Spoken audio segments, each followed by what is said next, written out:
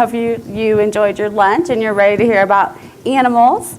I want to just get right into it. My name is Amber Hilt, if I haven't already met you before. I am the logistics manager for Abaxis Veterinary Reference Laboratories. And I'm pictured with my dog, Sophia. She's a West Highland Terrier. And my love of animals is a passion of mine, so this works really well for me. I actually started my career in logistics kind of backwards. I started college as a biomedical science degree major, and as I was going through college, I was working in businesses and realized that my skill set really worked at businesses. I'm very analytical, I really organized, and I really like logistics. I like the flow of things. So 3 years into college, changed my major to business. My parents love that. And I basically had to start over, but that's okay. I'm happy where I am now. In my career, my first real logistics job was a small startup company. I was their 7th employee, and because it was so small, I was able to work in all the different parts of the company.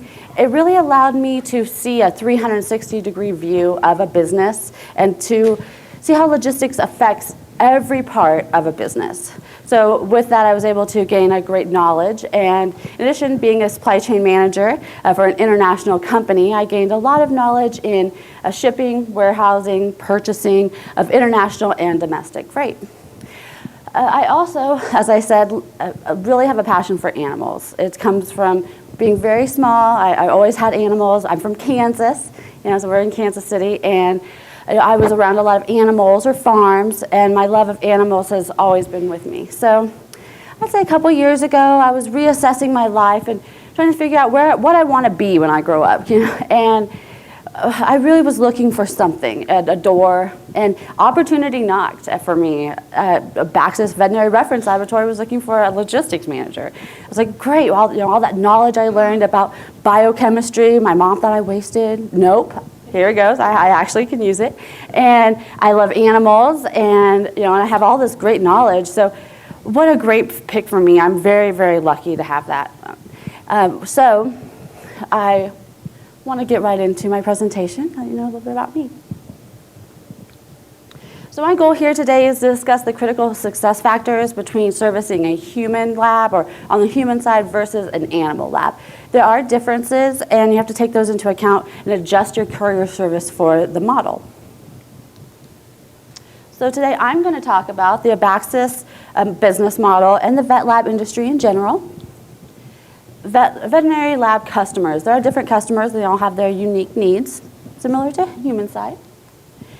My expectations for service, and they're kind of general expectations throughout the vet industry. The other laboratories work on a similar business model, which is, coming in as a third player, which you will see, we kind of mirrored the other players. Common issues and consequences of those issues. These are some very high-level common issues that we experience so that you can work on those on the front end to be proactive so that they don't occur. And then the future of the vet lab industry, knowing where we're going. And finally, courier service excellence, what it would take for you to provide service excellence to my customers. So the first thing is the Abaxis and the vet lab industry. So Abaxis is a huge corporation, $1 billion corporation. They are based in San Francisco and are publicly traded. They were founded in 1989, actually on technology that was being developed for NASA. Their medical and veterinary diagnostic units. So you can take a small amount of blood and test in-house or on the spaceship for different things like your CBCs and some general, more common panels that you would see within the medical and the veterinary side. They have a lot of the medical and military hospital accounts as well. They also have what's called a rapid test. It's shown on the side of my slide. It's a little rapid test so that your dog, for example, could know if they have heartworm right away or Lyme disease. So there's a lot of these little rapid tests that can give you quick information so that you don't have to send it out no matter how big or small your clinic is. They have a worldwide reach. We have a huge manufacturing facility on the Pan-Pacific area and another in Germany. We have the military accounts, as I said, so we service our troops anywhere in the world, which makes me feel really great. No matter in their front lines in Afghanistan or they're in Africa helping people, we're there to help them test the animals and the medical side as well. They also are really big in the scientific world in Africa or in the jungles, the rainforests down in South America to help the animals there. And they have actually a magazine that they put out to the internal employees to show us what our company is really doing.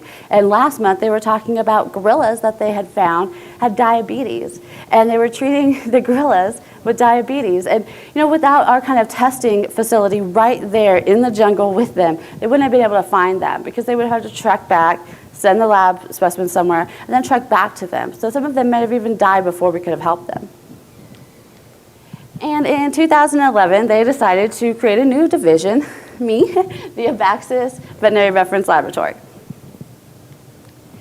So the reason they developed the send-out lab, the Abaxis Veterinary Laboratory, was to have one complete solution. They did have the in-house testing units, but for anything more advanced, you were still having to send your samples out to a different company to have those processed. So by developing the two divisions with one goal to provide a complete solution for your clinic.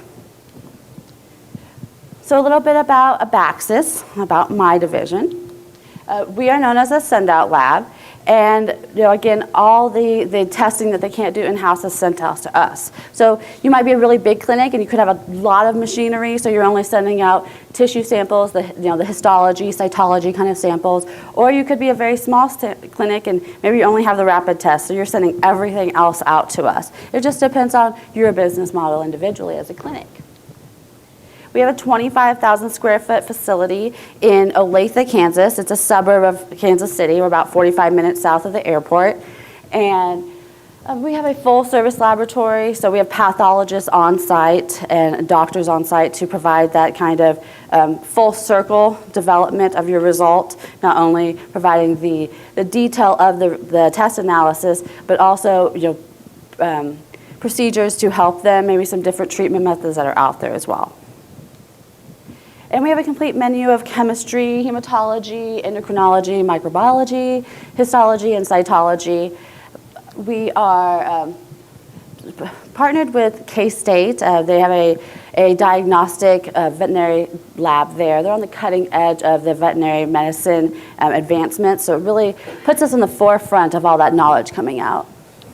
We also have our business proposition as being a low-cost provider. So we have our competitors that we came in to compete with on their market, and we say, well, we're going to save you money, clinic. That's where you'd want to come to us.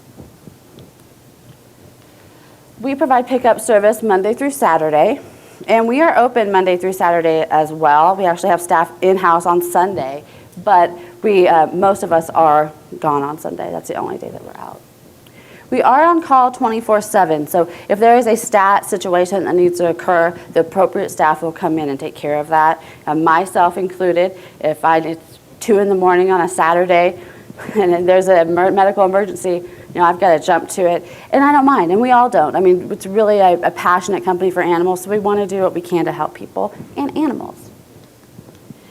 We provide free collection supplies, so all of the tubes, the jars, everything that they're sending to us is free to them. The lock boxes, so as couriers are going out there and they're going into the lock boxes, if you break a lock box, you cost me money, not the clinic. So everything out there is we provide all free. And the shipping costs are absorbed by us. So the clinic only sees, the test cost, and that's their bill. They don't see all of this background cost. This is all more operational. And like I said, we have one lab, so it's centrally located. We actually take samples from Puerto Rico and Guam with the new military account, so we can service our troops as well. But mostly it's Hawaii, Alaska, and the United States continental area. We don't service Canada or Mexico due to customs. The timing is so crucial that we have a 12 to 15-hour turnaround time that we really can't wait for customs to go through. So we'd almost have to develop a lab there, intra-country, to move into those countries. So we utilize this central lab to ensure a low-cost option, relying heavily on transportation. Our whole business model is transportation. We focus on fast turnaround time. Like I said, it's a 12 to 15-hour turnaround time from your test results, because we're going to pick up after 5 p.m., but as late as possible. So if we can pick up at 9 o'clock, then that's what I'm going to ask for. If we can pick up at 12, if there's a private flight, and we can pick up at 12 at night, that's what I'm going to ask for. We want to pick up as late as possible so we can get as many patients in our box as possible.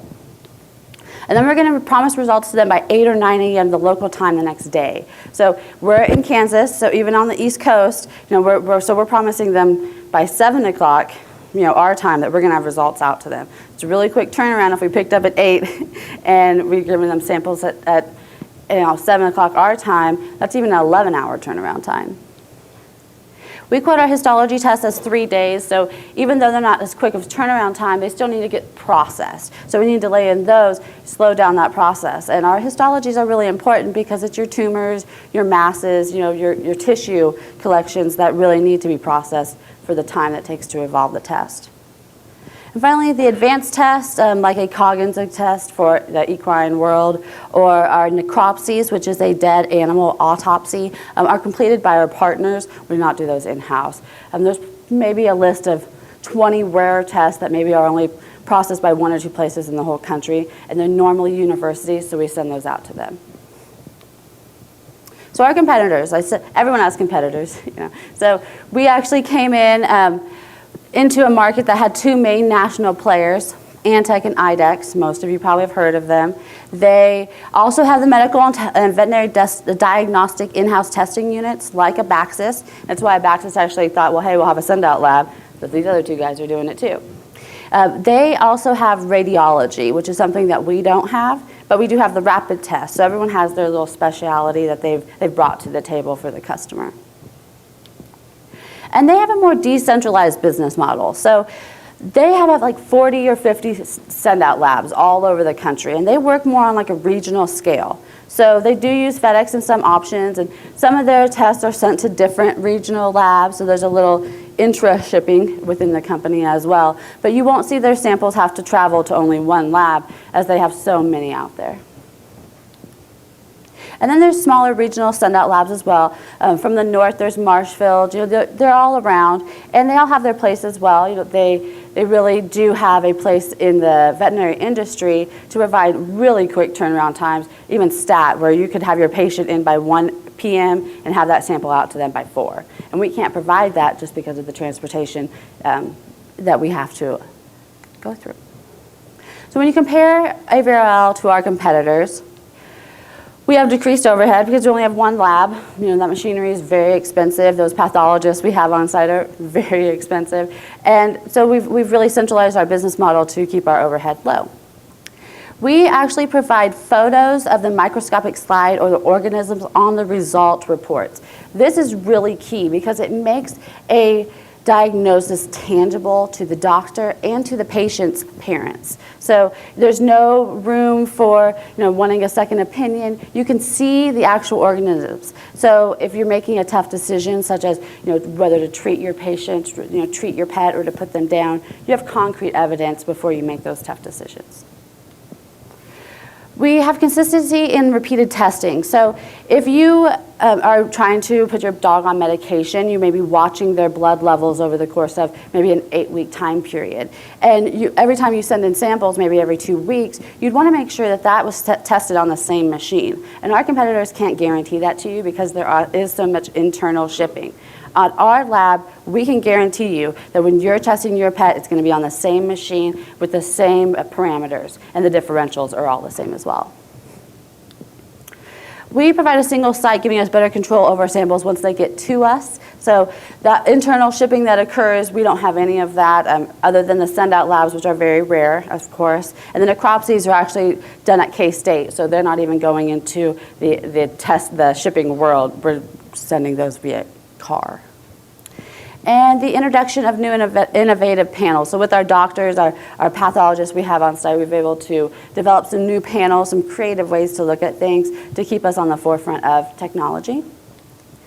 And we do have increased transportation costs, though. So one thing that I try to keep low is our transportation costs. It's probably our biggest line item on our P&L. So it's important to manage that very tightly. And we do have a longer distance to travel to the lab. So with logistics, the longer you go, the more opportunity is to have issues, the more hands that touch something, the more hands that could mess it up, really. So we want to really watch that and have a good system in place with our EDI, with our TMS systems, with our customer service programs to make sure that we are getting all of our samples in a timely manner. So how do we get our samples?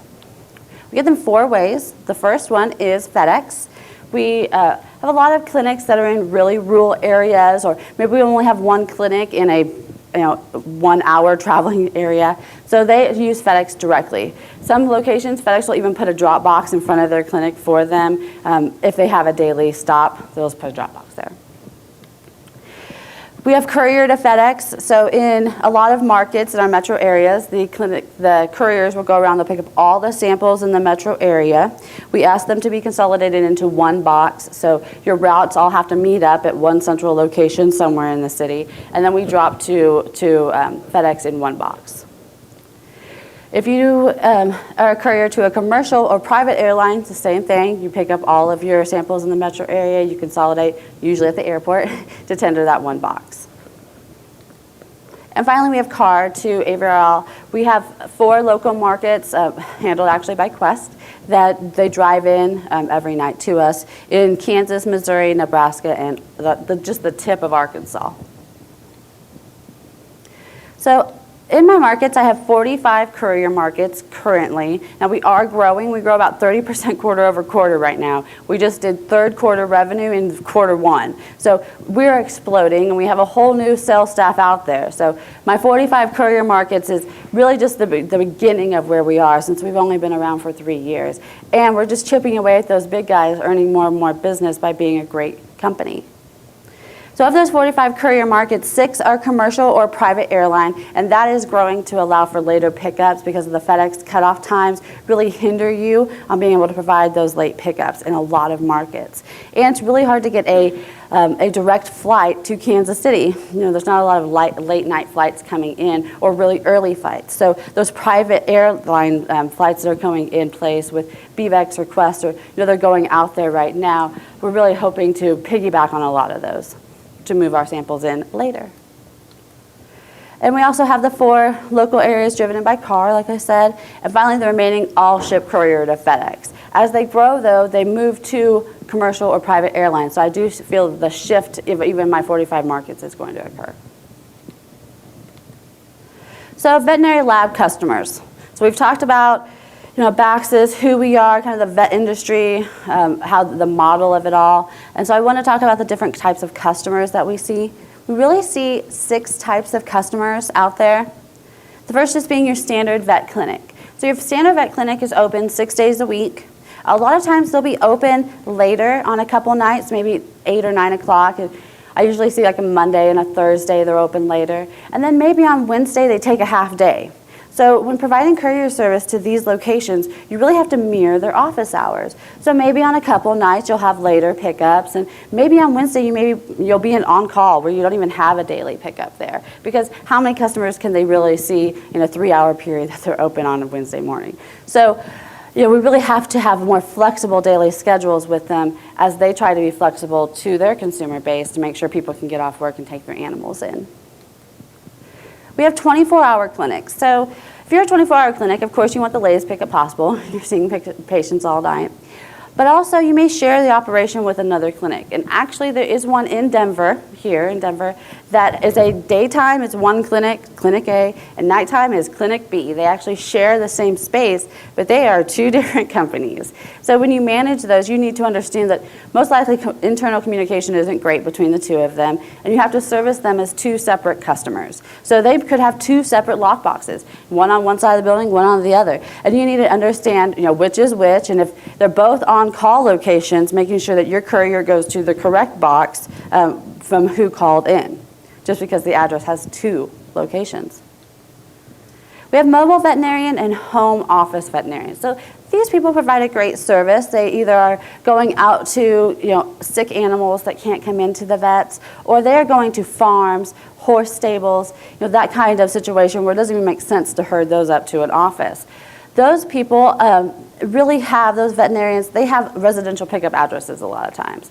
And that is really hard on a courier because your after-hours work is normally in the business areas. So to ask you to take your courier off their route, you're off the highway, you could be 20 minutes deep into a residential area going 35 miles an hour. So that can add a considerable amount of time. So we really have to work together to make sure that we build a great program for that home office or mobile clinic to make sure they get the same service that we want to give to all of our clinics. The next kind of customer is a hospital. The hospitals we service, sometimes even medical or human hospitals will have a veterinary little staff there. So when you get to a hospital, the couriers never know what to do, never know where to go, and I understand, I don't expect them to. So what I normally do is I have someone from the clinic on site there for the pickup, so it's usually like a 5:30 pickup, and when your courier gets there, they call the person, and the person comes down and meets them. And that way there's no room for issues. Now I want to take all of that out for these kind of customers. But that does mean that your courier needs to have a cell phone that they can make outbound calls on. Zoos. So a zoo, we do handle a bulk of the zoos. One thing about the zoos is they do hand us primate samples. They're in yellow bags. You want to make sure that your couriers have gloves for those because primate things do have a tendency to cross over to the human side. So we need to be careful about that when picking them up. Aside from that, they really operate in the behind the scenes of a location. You never go to a zoo and say, oh, hey, there's the veterinarian office. So we have to also be able to pick up from the behind the scenes locations as well, which means you need to get there before the gate closes because a lot of times you're going to go in the gate, around the zoo, take you 10 minutes in there to even find it. So a lot of times we move those pickups up to like the 4:30 location. And that sometimes poses a problem with couriers if you are using your couriers that have other jobs. So maybe that person has a job from 7 to 4 and they come into your office at 4:30, this would be a hard pickup to add to their route. Then we have our seasonal veterinary clinics. So we do have a lot of these clinics out there that they provide a certain service, whether it be for breeders. We have a location in Oklahoma City. That's all they do. Their name is actually Swaim Surum. It's in their name. And it's seasonal because they've been crazy lately, but they'll drop off. I won't even hear their name for a couple months in the winter. Livestock, so I'm in Kansas. There's a lot of livestock sales in Nebraska and Kansas, Oklahoma. So making sure that the animals are all healthy before they go up to sale is really important, and being timely about that because if we miss a livestock sale, we are in deep trouble. And then equine and horse racing. So again, we have to hit those racing times. So we have the Coggins tests have to go out. If that horse doesn't make it to the Kentucky Derby, we've lost $1 million account because one test didn't get picked up. So there's some big consequences in some of these smaller seasonal clinics. And then migrating animals.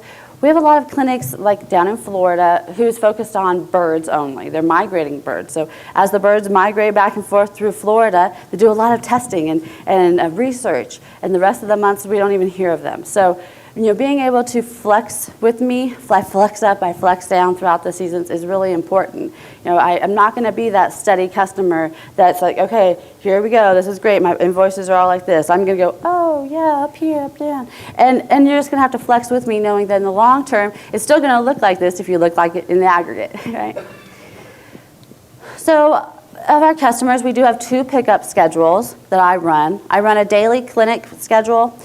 These are larger clinics that are going to have samples about 75% of the time. So I don't want to send you there if they're going to be unproductive all of the time. And in fact, I do ask my couriers that if you're going to a daily clinic and you're not picking up samples at least 75% of the time, that you let me know. Because I'm watching that like a hawk. But every once in a while, one of them slips out underneath the radar and goes 2 weeks without sending us a sample.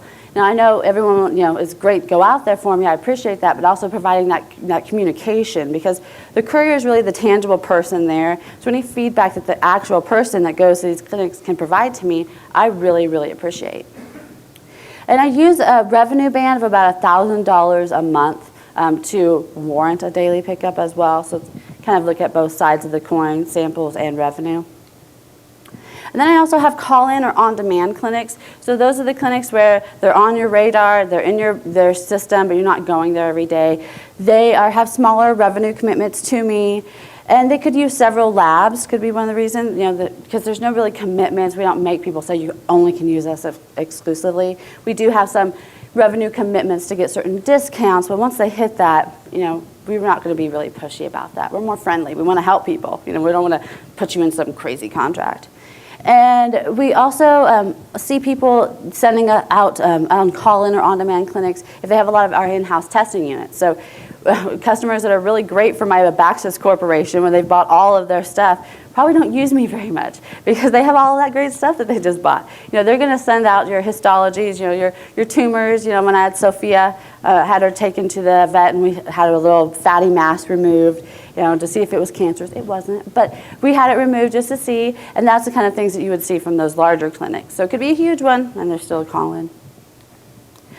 But no matter what, no matter how big they are, no matter what type of customer they are, they all want late pickups and early results. It's a must. We've walked into this business model. This wasn't something that I started, but it is something that is been programmed into their business models. So turnaround time is really more important than the human side. And why is because humans can tell you where it hurts, and dogs can't. So dogs are taken, or animals are taken to the vet when they're sick. A lot of times people aren't taking their animals in for wellness exams. I do, and people are now. I really see a growth in that, but a lot of people don't. And because they don't, they take them when it's sick, and the dog can't tell us, oh, my side hurts really bad. All you can see is that they're lethargic and they're not eating. So you take them to the vet, and the vet says, well, I need to get results before we can do anything. Now, if you took your child to the doctor, they'd probably start on some antibiotics, maybe admit them to the hospital, get some stat results for you, and your child would be treated right then. But your dog can't be, and it's really not fair. So we want to get their results to them as quick as possible so that that animal can start being treated like they deserve to be. So we've really gone through my lab customers. I want to talk to you about my expectations of service. This is kind of like my standard protocol that I spiel out to my couriers when I'm trying to get quotes and things. So I want you to understand what your business model has to look like to help me. So we require a Monday through Friday pickup after 5 p.m. unless it's a special situation, and on Saturday after 1 p.m. Our on-call cutoff for Monday through Friday is 3 p.m. So I will let you know via online requests of some sort what you need to pick up that day by 3 p.m. So that gives you a 2-hour time frame to put together your route, figure out who needs to come in, figure out what has to happen to make that FedEx deadline. I feel 2 hours is plenty of time. There have been some situations where we have earlier pickups, so I do move that call-in pickup time up a little bit to give you guys still that same 2 hours, to be fair. On the Saturdays, we have a cutoff time of 12 p.m., so there's only a 1-hour time. However, our business dips down probably 1/5 of what we do on a Monday through Friday to a Saturday. So your call-ins are also going to drop. You may have 1 or 2, in your markets normally, if any. And our samples are in lockboxes. This is an actual picture of our lockbox. It's important. A lot of times I send the picture of the lockbox to the couriers because, remember, Antec also starts with an A. So if your courier is going there and they're thinking, well, I need to get vet samples and I'm picking up for an A company, I'm not sure their name, they pick up from Antec, and that starts a whole nother problem. So, so we want to make sure that they're picking up from Abaxis. They know who we are. They have our name, they're ready to go. They can tell anyone that asks them, who are you here to pick up for? Abaxis. And if the clinic is open, we always ask for you to go inside and check with the staff. So you want to check the lockbox because samples could be going in that lockbox all day long, but you also want to go inside. There might have been a patient last minute that came in. They might be trying to spin off some blood, to get that serum for you. So you want to go inside. We usually say give them 2 or 3 minutes max. If you see that you're getting stuck at clinics, you want to let me know because some clinics will not really be respectful of your time, and they could cost you missing your FedEx cutoff.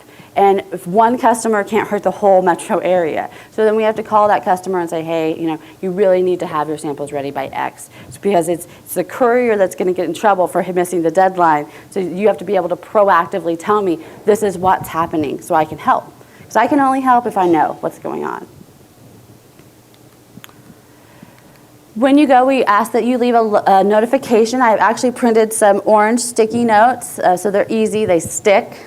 They're not going to blow away. A lot of times our lock boxes aren't by a door, so a door tag really doesn't make sense for me. You have to fold them to get them in my lock box. So we have these sticky notes. You're able to put your time that you were there, how many samples you picked up, and we want you to place it at the bottom of the lock box. So if a staff member was in the back and they were working, they didn't hear you knock, and you picked up all the samples in the lock box and you left, that lab tech comes out as they're leaving and decides to put another sample in the box. Well, in the morning, it's going to look like you had a missed pickup because you didn't pick up all the samples in the box. But because the orange sticky note's at the bottom, that lab tech has been told to check for that. And if it's there, they're to take it back into the refrigerator because they know you have already been there. So it's really protected us from having those situations where it's like a he said, she said. And of course, I'm going to side for the courier. And of course, my lab manager's going to side for the clinics. So this takes out that confusion and puts us all working as a team. And I also have a packing slip to be filled out. And this is just a quick, how many sample baggies did you pick up? I mean, it's not, you're not counting tubes and jars. We don't need patient names. We just need a quick number of, I picked up 4 baggies and this is the clinic. I have a couple other lines on there. You can fill them out if you have time. It's not really important. I really care about baggies and customer name. And you want to keep all your baggies in a cooler with a refrigerated cold pack. So we do not want our samples frozen. They are ambient, so they need to stay at basically room temperature. Very rarely you will pick up something frozen, but a lot of times we'll give you a heads up and we'll say, hey, there is a frozen X coming, you need to have XYZ with you. Otherwise, everything's going to come in ambient and you just need to put it in a cooler with a refrigerated cold pack. You want to place all your sample bags into one box. So it's important that we get them all into one box to cut my FedEx rates down because it is costing me a lot to overnight all these samples in. We're getting 700 or 800 packages every morning. So it's a lot of money that we need to, on my end, manage. And we want to make sure that we place the box in the FedEx lab pack. So I've actually taken the FedEx lab pack that they make and designed my boxes on that spec. So 2 of my small boxes can fit into one orange lab pack or one large box. It gives you a little bit more room. And then you put a label on the lab pack and you tender it to FedEx. So the important thing is getting everything into one bag under one tracking number as much as you can. I am going to provide you the boxes and the lab packs and the labels and the cold packs. So the only out-of-pocket cost that your courier company has is to have a cooler in the car. And I don't even mind if you're commingling routes, so you have a couple people samples in there, as long as they're separated, and you guys feel like you can manage that. Some people can, some people can't. But if you can, I'm okay with it. And then someplace to refrigerate the cold packs, which can be at your office, or it can even be at the courier's houses if they're not checking in at your office every day, if they're more mobile. I don't care. They're just cold packs. It's nothing special about them. And we actually, we take them through a UV light and then we send them back out to people. So we disinfect them and get them back out in the market. So, they're just being round robin through all the couriers. After you've tendered it, the next step is to provide me the communication that I need to take it from there. So we communicate tracking numbers and manifest electronically, either through an EDI system, through an automated email, or through a manual email. My system can work with you on any level that your courier company is. So whether you're very high tech and you have the state-of-the-art technology, or one of my couriers, I'm surprised they have internet. They're like in some rural area, and every once in a while I have to send faxes to them if their internet's down. But that's okay. I'll work with you as long as you work with me, and you provide the kind of communication that I need. Then we can be partners. We can be a team. And people always ask me why I have to do both. If I'm getting one, why do I need the other? Well, they're used for different things. So the written manifest, as the boxes are open, you can imagine the frenzy of opening 700, 800 FedEx packages in a room that's a fourth of this size. They're tearing through them. It's all crazy. And what we want to do is we want to just manually check how many sample baggies are in the box to how many they're counting out. Because we don't have the chain of custody that the human side has. So we don't have the crazy barcoding. We don't have all of everything that's going on to really track human samples through a system. None of that is required. So we have some more low budget technology to get the same basic answer. So we look at those. If there's a problem, then you'll get a call from me right away, probably about 8 o'clock in the morning, saying, hey, your courier wrote that they sent us 10 sample bags, but we only got 9. So can you get your courier to check their car, wherever that was consolidated, to find out where that extra sample bag is. We also ask that your courier should probably count the bags as they check their own manifest. But issues do occur no matter, if you could count them 1 billion times and there could still be an issue. You just never know what's going on out in the field. And then the reason for the electronic manifest is I track the packages to make sure they're arriving. If they're not arriving, what we do is we proactively call the customers. So that's why I need to know what customers are in the package, because they're all waiting for those 11 to 15-hour results. They could have patients in surgery that morning waiting for it. You just never know. So we call them so that they can change appointments, change surgeries, whatever, to make sure that they're not just waiting for us. The worst problem that could happen with our clinics is that they call us wanting to know where their sample is. We need to be able to provide that communication proactively, or we look like we don't know what we're doing. So I want to go through the common issues and consequences of those to really back up all of my expectations of service and why I am so organized and to the letter about those. So my common issues are a missed pickup. So missed pickups can happen for so many reasons. We have the courier just didn't go. Sometimes the courier feels like they're not going to meet FedEx, and so they'll say, well, I'm just going to skip my last guy, and I'm going to go to FedEx. Well, that's horrible. Now I have one clinic that's very mad. And sometimes even they will go back after they've dropped a FedEx and pick up that last sample, and then they'll take it to the refrigerator and at least tell me that it's in your refrigerator and it'll be shipped the next day, which is a little bit better. I mean, if it had to happen, at least the sample didn't sit out all night in 110-degree weather in Phoenix, or very cold weather up in Minnesota during the winters. So it's okay, at least if they were proactive about it. A dispatch error. I have so many problems with dispatch errors that I have a separate spreadsheet tab for dispatch errors. So the dispatchers, they might not have seen it, or they didn't refresh their page, or they sent it to the wrong courier, or maybe they sent them to the wrong courier name. So we have several locations where it's like Vet Express South and Vet Express North, and we'll obviously put it in for Vet Express North, and it will actually show online Vet Express North, but it'll get dispatched to the South, and we're just like, how does that even happen? I don't know, but dispatch errors are probably my #1 reason that missed pickups occur. And they went to the wrong location. That could either be the dispatch error or the courier, but most of the time it's the dispatch error. Did not pick up all the samples. This is a hard one. So it's easy to see in a box that there's 4 samples, but a lot of times the clinics will wrap them up in tissue or in paper towels and a diaper. Yeah, so that people think they're trash.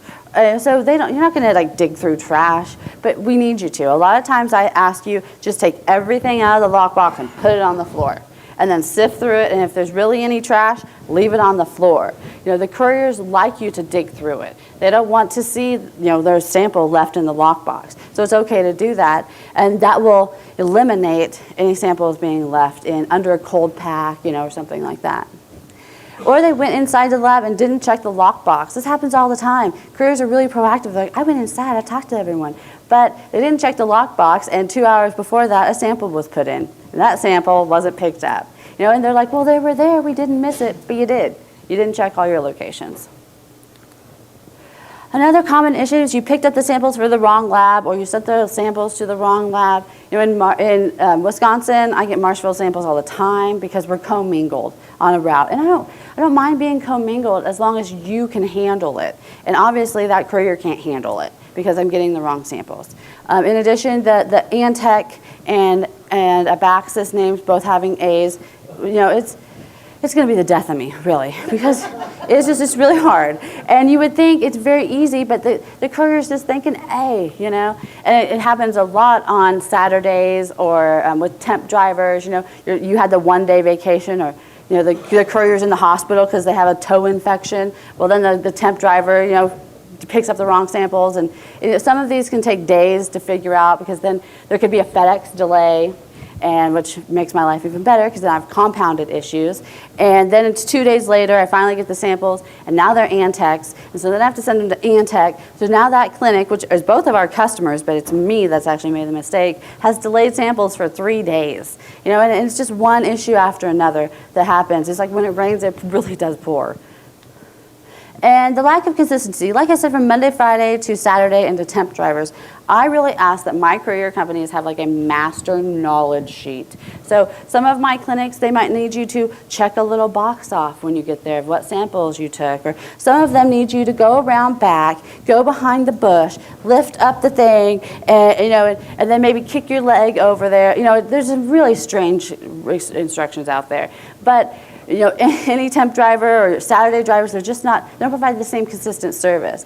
And some of our clinics will just stop using us on Saturday because they're just done. They're like, I won't send it to you. I'll just use a regional lab. I'll use someone else because obviously you guys cannot handle Saturday pickups. Time creep. So time creep is huge. It happens, and I understand why it does. And you know what this is let's say I give a window for pickup between 5:45 and 6 p.m. So I try to give 15-minute windows. I know we need windows in logistics. And the courier will start, you know, at like 5:50 when they're going there, and maybe, you know, 2 months later they're picking up around 6:35. You know, they figured out they could start the route a little bit earlier. They're not under so much stress to get to FedEx. So, and then like 3 months later, we're picking up at 5:05, and we're like, what is going on? The clinic is open till 6, and now we're picking up almost an hour before I quoted them. The clinic is angry, and really what's occurring is any sample that comes in after your courier is picking up, it's all going to a different lab that can pick up later. So, you know, any samples that maybe they said, well, we'll send you everything we have unless it's after your couriers come. So we could be losing, you know, 5 to 6 samples every night to Antech just because the courier is coming a little bit earlier and we didn't even know. And finally, a missed FedEx or airline cutoff. So this is probably the biggest issue because what do you do with the samples? You're stuck, you've missed it. Well, we want you to take them to a refrigerator and have them refrigerated overnight, and then we'll either put them on a commercial airline flight in the morning, or we'll ask you to send them FedEx the next day as well. The important thing here, though, is to be proactive with me. We need to call the customers, and you need to tell me you've missed the FedEx cutoff. I'm going to figure it out. So if your courier thinks that, you know, they're going to miss the FedEx cutoff on Saturday and I'm not going to get the samples till Tuesday, I'm not going to notice, everyone's going to notice. You know, we have really short timelines. So the customers are calling me Monday night saying, where are my results? They were supposed to be here. Well, I realized that your couriers missed the cutoff and I wasn't told. And that kind of stuff gets you kicked off my courier list, because I need to depend on you for communication. You guys can't take care of weather or traffic delays. I mean, try to go through Atlanta at 6 p.m. in a rainstorm. It's just not happening. But what you can do is you can be proactive and you can communicate with me. And that's what I ask. You know, I just ask to be partners and not be blindsided by issues I didn't even know occurred. Now, the consequences on the pet side are similar to the human side, but a little bit different as well. So we can have a spoiled sample. So when the samples sit outside, of course, they're going to spoil overnight unless it's a beautiful fall day or a beautiful spring night in Kansas, you know. And if they do spoil, the pet's going to have to come back in. So it's not like a child where you take off work for your child, you know, in a moment's notice. You know, you get a call and you're out the door in 1 minute. It's your animal, so you're like, well, you know, I have a meeting this afternoon, and maybe I can get out after my meeting, but I got to be back before 5 to do something else. So people really have to fit in their pets versus making your children number one. So you're fitting in another time that they have to come off. So a lot of times we'll end up giving out gift cards for coming back in and bringing your pet back in for a redraw, and I'm going to push that back to you as a courier company to pay for, in addition to the test cost of the first run. So sometimes we have to run them before we know that they're truly spoiled, and the redraw test as well. So although our tests, you know, average between the 30-40 range for the most part, we have some really expensive tests. And I actually had one that was over $600 that I had to put back to a courier. And it was a $12 stop, and it cost them $600. It was crazy. Now, also, a redraw might not be possible. So one courier lost a cat's toe. How do you redraw a cat's toe? You don't. You know, You can't, if you lose something like that, you just can't. And like, for example, for my Sophia, when I had that tissue sample removed from her, I would not have known if it was cancer because it got lost if it had been. I would be worried that she may have cancer. I would know whether to treat her. And if she had cancer, had we got it all? So maybe she needed to go under surgery again. I probably would have taken her under surgery again just to make sure. So that would have been another like $500 out of my pocket. And I most likely would have changed veterinarians. And that's why they're so hard on us, because as a customer at a veterinary clinic, you're going to move if you're not happy with their service either. Other animals are at risk. So a lot of times we will test a puppy. Maybe a puppy's died, trying to figure out why that puppy died. Or it could be a farm. So you're trying to figure out, why is this farm infected? Or at a horse stable, that horse is isolated and all hands on deck until they figure out what's going on. So you have to get those test results quickly so you know if you need to treat the other animals. And even small children and the elderly can be affected by some of the things that are out there with animals. Breeding, livestock sales, and racing. So the horror story I have here is that we missed a livestock sale of $1 million horse. We really did. It really happened. And we lost them, and we lost everybody that they tell that we did that to, because they don't want to risk $1 million sale of a very well-known horse because a courier sent the sample to the wrong lab. And we didn't get it for another 2 days. By the time we got it, we've missed it. And they had to wait another 3 months to go out to sell. It was really, really bad. And with breeding, you can't just redo breedings, or with racing as well. You're going to miss the Kentucky Derby. You're going to be pretty upset about that. No matter what the consequence, what the issue is, you're delaying treatment. Like I said, you can't treat until you get the results. The surgeries have to wait, or a decision to treat or put down. With a child, you're not getting a result and saying, well, am I going to treat my 5-year-old son, or am I going to put him down? No one would say that. But with an animal, you do make those decisions. And those are tough decisions. No one wants to make them, but you need to have concrete evidence. And if you are going to put them down, you don't want to keep them in pain and suffering for any longer than they have to be. If that's the ultimate goal, you need to make that decision and let them be at peace. So no matter what it is, you're prolonging pain and suffering of the animals and the humans as they worry about their animals. Finally, someone's pet could die waiting for treatment. This happens. It happens maybe once every 3 or 4 months, and it just kills me because I always wonder, could we have done something more? Whether it was a courier issue or maybe FedEx just delayed the package so it was out of everyone's control. But I always hope that next time I can do something more. And so my passion is really strong to prevent these kind of consequences because I'm getting teary-eyed now to think what could happen. So to be more positive about the future, now that we know, we've talked about Abaxis, we've talked about our customers, we've talked about how to service those customers. So the really great thing about the vet lab industry is it is growing. So we really do feel, though, that it's going to stay with the 3 national labs, Antech, IDEX, and Abaxis. We also feel that the handful of regional labs are probably going to stay in business. They have their own little place for those stat locations that are needed, so they have their place in the world as well. The great news, though, is there are 30,000 clinics in the United States. So these are clinics, hospitals, all together lumped in, but 30,000 of them. So that's a lot of customers for us to change back and forth between the 3 of us, basically. And the business is all in small pieces. So this is a $1 billion industry. Pets, it's just growing leaps and bounds as more people are spending more on their pets and doing wellness exams. My Sophia goes in every 6 months because she's going to be 11 tomorrow. So I want to make sure that as a senior pet, she's getting even more advanced care.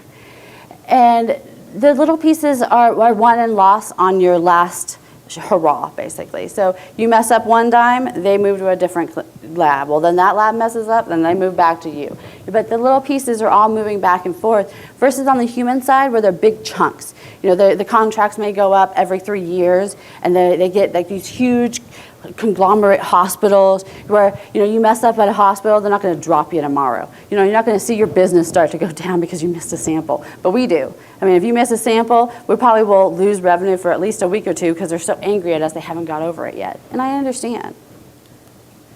So we really feel that the pricing is going to level out between us. We've already seen Antech and IDEX coming in and saying, well, we'll meet their pricing, and so we really feel that service is going to play a larger role in everything. So it means that your part in my business model is going to be more important to all the labs, including myself. So we really need great couriers to be that, that last touch, that tangible part of our company to the actual clinic and represent us like we feel that we represent ourselves. You're an extension of our company. You're not just, some random person coming in there. You are us to the clinic. They don't see a separation. We're all one team to them.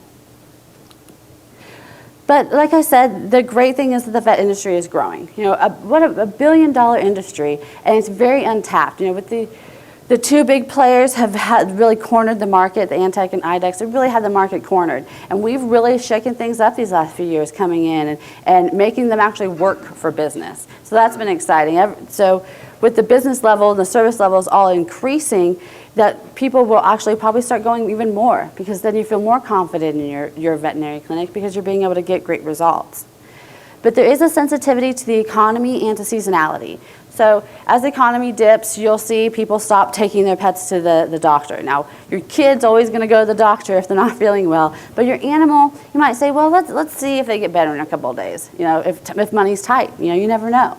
And with seasonality, knowing that Christmas and Thanksgiving, people are really spending their money elsewhere. They're buying presents, they're going on vacations. You do see a drop in the amount of samples coming in because their money is being spent elsewhere, and pets play second fiddle to other money necessities. So to conclude everything, I wanted to provide how your company could provide service excellence to veterinary laboratories. So how can you provide service excellence to me? Consistent service. So hopefully I made a real point about providing that consistent service, consistent pickups, because you are only as good as your last pickup, and I really have to manage that as well. So our test costs are low, like I said. Our average test is between that $30 and $40 range. So because of that, our pickup cost must be low as well. Sometimes I get quotes from couriers and they're like $45 a pickup. And while I understand and there might be your real business model, that's just not the kind of business model that fits with me. You probably won't be my perfect courier in that market just because your pricing model isn't fitting my my model. I really look for a pickup cost between that $10 to $15 range to give me a margin to be able to send them FedEx, get them into my lab, process them on machines, and pay all of our staff. That really gives me the margin that I need to work for. I really look for about a 30% revenue to cost percentage in each market. Having after 5 p.m. routes with no AFT fees and commingling routes kind of go together. So if you have after hours routes and you're there, it really works for me to piggyback on your routes already. With those kind of low pickup costs, a lot of times you do need to commingle. And like I said, I'm okay with that. As long as your couriers can handle it and really keep the samples separately, it's fine to do that. But having after hours or special fees really put me out of the ballpark. And in a couple of courier markets, I can't provide any pickups on Saturdays because of that reason. I can't find anyone that will go there on a Saturday. So we just say no, and we lose that business. And that's okay. I mean, if I can't find a courier, if no one's doing it, there's probably no one doing it. But if I can find someone that can provide service at my rates, I really will go for it. So we want to get every sample we possibly can from the clinics and be everything all-encompassing to them. Having TSA certified drivers is important. Whether we have a plane in your area right now, it may not be needed right now, but like I said, it's growing. And in certain situations, maybe FedEx plane stops shipping for that night, or they have mechanical issues. I could say, well, I need you to go back to FedEx, get my package, and put it on a commercial flight the next morning because we need those samples. So having those TSA drivers that you're not worried about, well, I've got to call this one guy that we have. Having multiple people on multiple shifts to drop my packages off and being able to register my clinics as known shippers through your company is important as well. And having 24/7 availability, I'm available anytime. So Sunday, 1 p.m., you'll get me on the phone. Wednesday, 3 a.m., you'll get me on the phone. And that's what I need from my couriers. If I'm awake and I'm working on something, you better be too. I need that information, and if you haven't provided it, I'm going to call you for it. So having a 24-hour dispatch line, someone that I can reach, someone that can actually do something, not just an answering service, is really important. acting with urgency if there is an issue. So if there is an issue and there's a lost sample, or I've told you we're missing a baggie, I need you to get your driver to look in their car. It is not acceptable for you to tell me your driver doesn't get in until 4 and we'll look at it then. I need you to call your courier wherever they are, have their car searched. We can't have the samples just sitting out random places, maybe spoiling. We need to get that sample located. And the clinic was really just like freaking out at no end when we say we can't find it. We tell them we're looking for it. We don't say it's lost. We do tell them we're looking for it, though. We're not going to lie to them. So we need you to act with urgency so they know that everyone in the supply chain cares, which is the biggest thing that you can do for me is to care. If you care about animals, if you care about helping them, then you will act with urgency, you will be available, you're going to provide consistent service, and you're going to be the star courier that I hope to partner with. So thank you, everyone. And if you have any questions, any questions? I really do appreciate speaking with everyone I've got a couple of quick questions. Actually, I'm going to wait. Are there any specific markets that you're looking at now to solve problems? Well, I do have some immediate needs, but I'm growing. So my immediate needs right now is Indianapolis, Baltimore. I'm running pretty heavily in LA. I need somebody in LA. My career's not really great there either. But I do have a list of my 45 courier markets I'd be happy to share with anyone. No matter if I'm happy with the courier today or not, as you've seen, there's no room for mistakes. So I really do manage the mistakes. We go over them with couriers, and if you hit a certain threshold level, or if I lose a big clinic because of you, I'm going to move it right away. So I always need to have a secondary courier, someone ready to step in. So anybody that's anywhere could really be beneficial to me. In addition, we've just hired a whole new group of salespeople, and things are popping up right and left. Excellent. I have a question. With human samples, we deal with bloodborne pathogens. There's known diseases like hepatitis B, HPV that can survive for up to 7 days on a dry surface. What are the pathogen or the bloodborne type issues that might be infectious for couriers and what you guys do? Really, there aren't any on the pet side except on the primate samples, which is why they're marked with yellow bags, so that your courier knows by the color coding what you're getting into. And primate samples are normally from zoos or specialty clinics, so you'll know that you're handling them. The rest of it, there is really nothing that we actually take to our lab that you could get from the samples. There are, because we're a biosafety hazard level 2, not 1. So all the really, really infectious diseases that aren't even allowed to go with FedEx, they go to specialty labs that we stay away from. How do you know if an ape has diabetes? Do they drink a lot and they're really sleepy, or? Well, I think they were actually having problems. They were losing weight, and they were having medical problems that several different ones that they really couldn't give a concrete foundation to what was occurring. And so then they started running full panels on their blood and realized that they were diabetic. And they actually put those little machines on them that people have that pump it in, so that they could have the gorillas. They have a little strap. It's really cute. And that way they can keep them with their diabetes medication on a regular basis. And then my last question is, you talked briefly about specimen integrity. So are the effects the same if hemolysis, for example? So if the blood is exposed to extreme heat, is the hemolysis the same result then, or? It really is. And on that one point, the human and the animal side is the same. If freezing things are going to hurt, things getting too hot is going to hurt. Too much shaking sometimes on samples that are supposed to be in formalin jars, and your courier puts them upside down and packs it really hard in there. You need to make sure that they're standing up. We have up arrows to make sure things that need to stand up ship up. Any questions? Here we go. Is it possible that the clinics can put the samples in a larger bag instead of tissues in that? At one point in time you were talking about tissues and laying them out on the ground, and that's a big no-no. I mean, because you lose things by laying things on the ground, and if you don't see them, so that's why I was just kind of curious, is it possible that the lab can, instead of putting it in a tissue, put it in a bag, and then maybe there's one large bag in the cooler, or maybe there's a cooler itself in the lockbox? So there's a couple questions there. So the first question is having a larger bag. So we've tried the larger bag before. I like the idea, and which is why I've tried it. I try several things.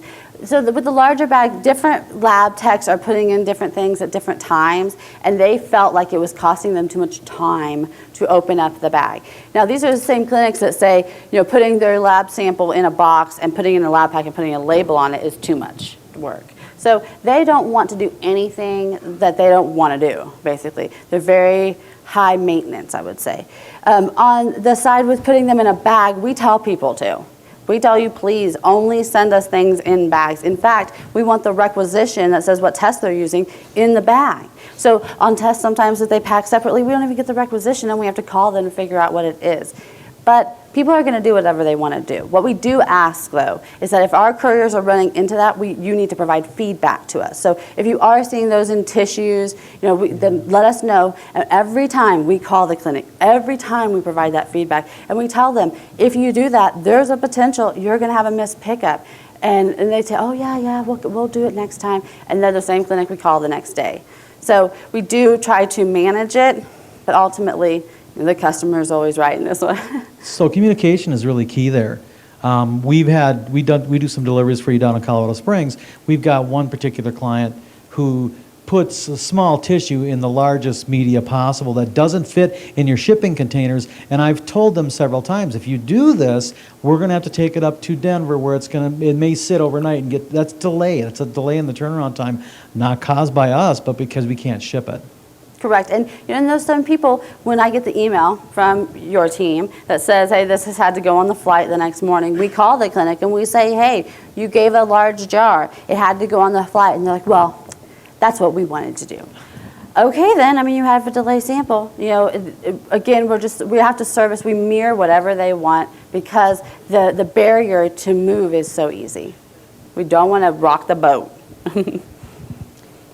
I'm not familiar with your lab, but from what you've just said and from your picture of your clinical pack, I'm getting the impression you do not take anything that would be considered a Category B infectious substance. So you're not doing brucella, anthrax, rabies, anything? Nothing. Okay.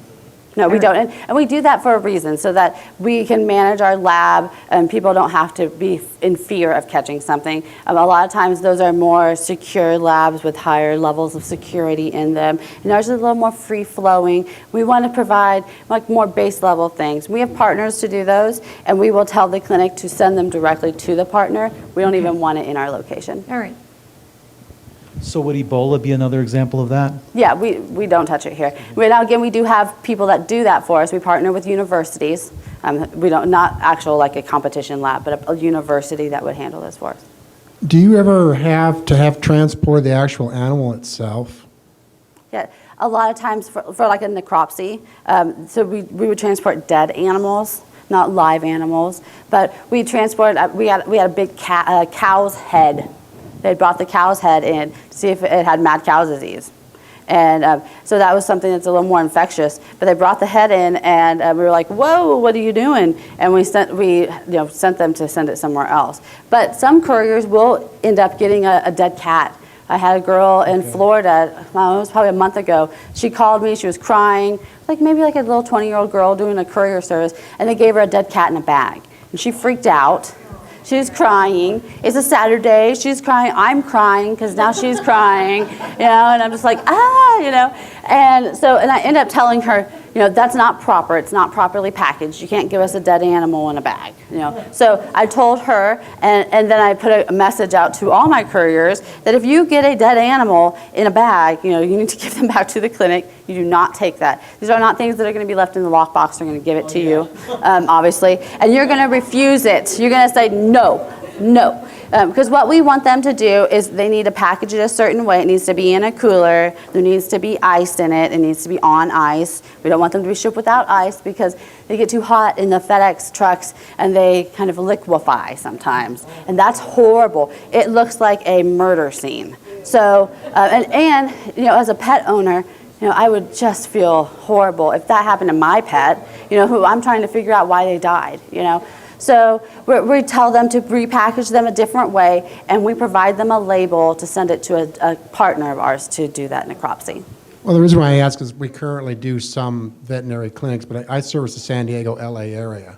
So, and we do some of that, but it's Yeah. all local stuff. So I didn't know if I got involved with this with you, if we got into the point of, would we actually, like you said, shipping actual, I mean, dead animals, but the whole animal itself, or like you said, a cow, so everything. So it's strictly just the specimen standpoint?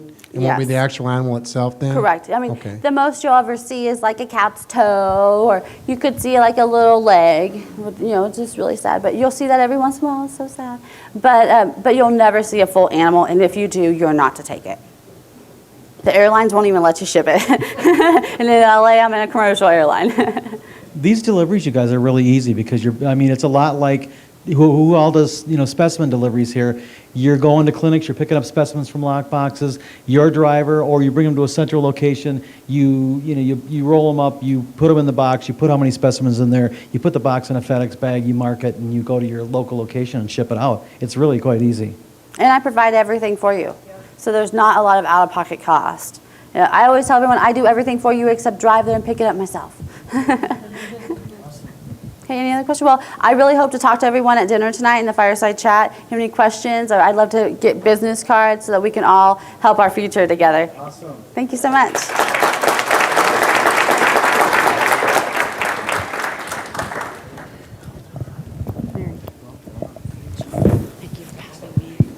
Okay, we're going to take just a 5-second break.